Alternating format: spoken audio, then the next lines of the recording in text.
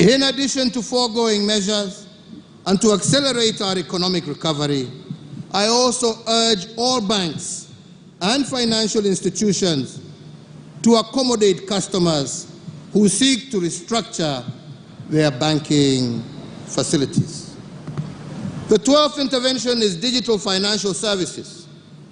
In recognition of the importance of digital financing services, especially to the small-scale traders and the household at large, I do direct the National Treasury to engage all digital payment providers with the aim of deepening and expanding the use of the digital payment channels so that people can save more on their wallets and use them more. The 13th intervention is in the area of vaccine production.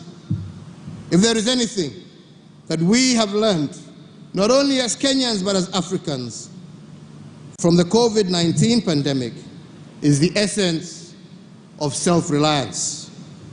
As the first step towards this goal, we as a government have established a company to facilitate this venture in the name of Kenya Biovax Limited, and therefore the Ministry of Health should operationalize this company to build a form and fill and eventually manufacture vaccines in our country by Easter of next year.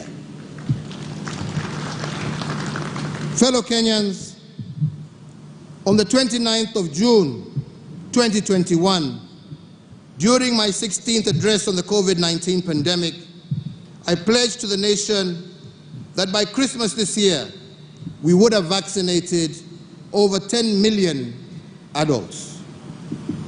Today, I am pleased to confirm to the nation that we are on course to realize this target. As of today, we have vaccinated 5 million adults.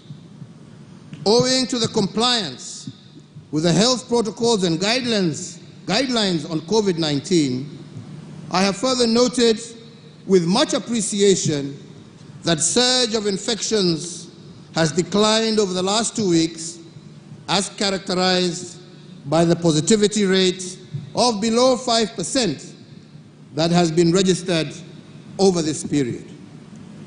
I once again want to thank the people of Kenya for exercising an admirable degree of civic responsibility in this fight and truly being their brother's keepers.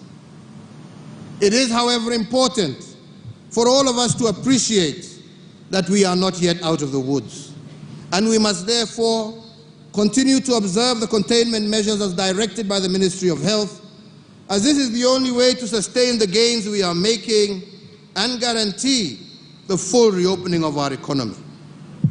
I want to, at this juncture, particularly thank our Interfaith Council for their cooperation in steering the resumption of in-person and congregational worship, and indeed all our health workers and security officers for their commitment to duty during this particularly difficult time.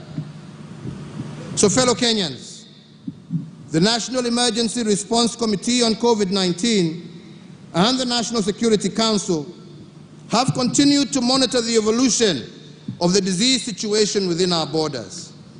And therefore, given the progress in containing this disease, the committee, jointly with the Council, has recommended a review of the existing containment measures. Accordingly, the number of persons gathering for in-person worship is now reviewed upwards from 1/3 of the congregants to 2/3, provided they adhere to all the health protocols. In the same regard, and by the authority vested in me as President, I hereby order and direct that the nationwide dusk to dawn curfew that has been in effect from the 27th of March 2020 be and is hereby vacated with immediate effect.